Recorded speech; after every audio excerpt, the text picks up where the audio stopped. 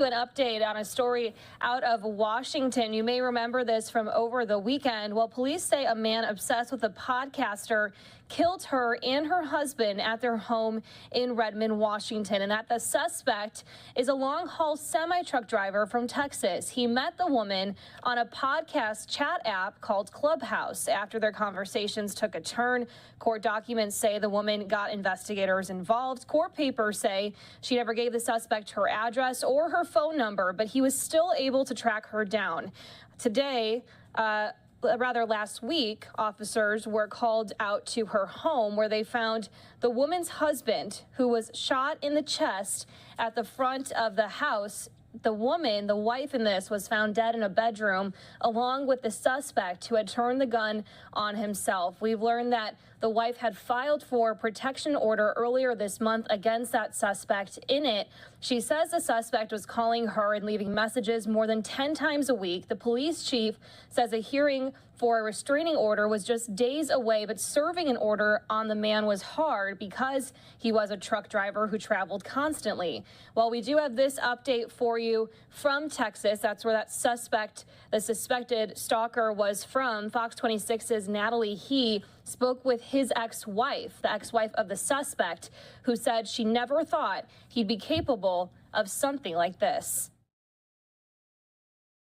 Well, we spoke to his ex-wife on the phone today. She didn't want to have her face shown on camera or have her voice recorded, but she tells me the two of them were married for 7 years and they even share a daughter together. But she tells me she never thought he would be capable of such a horrific act.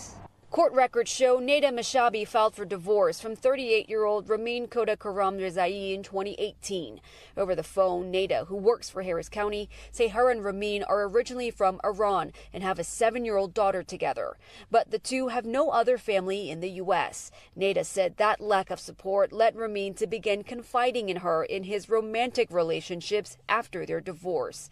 In particular, Neda said she remembered his infatuation with 33-year-old Zoreh Sadeghi, a podcaster he'd met on the social media app Clubhouse and developed a friendship with. Neda said Ramin told her the two were talking on the phone often and had met in person more than once, until one day Sadeghi apparently cut it off. But court documents tell a different story. This is the absolute worst outcome for a stalking case. Last Friday, Redmond police in Washington state say Ramin broke into Sadeghi's home, shot her and her husband before turning the gun on himself. In an application for an order of protection filed just 2 weeks before her murder, Sadeghi said Ramin would call her and her husband dozens of times a day, sent gifts, and showed up to their neighborhood several times in hopes of spotting her. This is a classic case of someone who was stalking someone who became obsessed with someone who had a public personality and then was under the false belief that there was actually some potential for a relationship.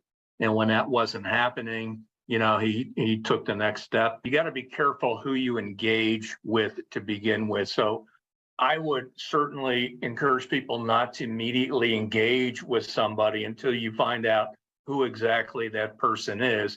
His ex-wife also tells us that Ramin had started his own trucking business. The address to that business came back to these apartments here behind me in Memorial City. We attempted to speak to anyone who might have known him, but all of them declined. In Houston, Natalie Hee, Fox 13 News.